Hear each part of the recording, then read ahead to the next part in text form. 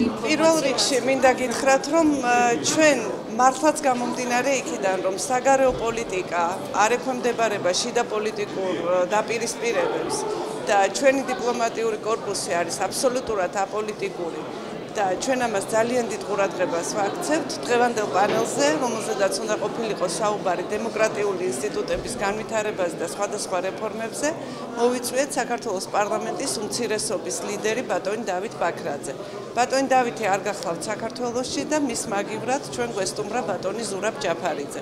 რასაკვირველია, ჩვენ იგი ისეთივე პატივისცემით მივიღეთ როგორც სხვა პანელისტები და მასაც მივეცით გამოსვლის საშუალება, რომელიც იყო საკმაოდ არაკორექტური, არასწორი ბრალდებებით, არასწორი ინფორმაციით, მაგალითად უკრაინასთან მიმართებაში, რეფორმებთან მიმართებაში და ასე შემდეგ. ამის შესახებ იქ მას გაეცა პასუხები, ასე რომ ეს სხვა თემაა.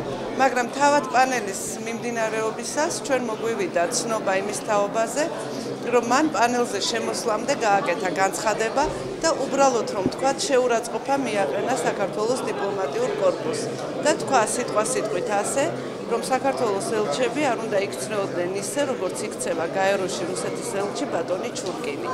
ეს რომ ჩვენ მანამდე ვცოდნოდა, რასაკვირველია, ჩვენ შესაბამისი რეაქცია გვექნებოდა. მაგრამ ეს გავიგეთ, როგორც გითხარით, პანელის მიმდინარეობის დროს. ხოლო მას შემდეგ, რაც მან მადლობა გადაუხადა საგარეო საქმეთა სამინისტროს მოწვევისთვის, სესიის წამყვანმა ბატონმა დავით ზალკალიანმა მიუთითა იმაზე, რომ არ შეიძლება ასეთი განწყობით მოდიოდეს პარლამენტის წევრი დიპლომატიურ კორპუსთან შეხვედრაზე. მან ეს გამონათქვამი უარყო და დააბრალა ინტერპრეს ნიუს არასწორი ინტერპრეტაცია და თქვა, რომ მას მსგავსი რამ პანელზე შემოსვლამდე არ უთქვამს.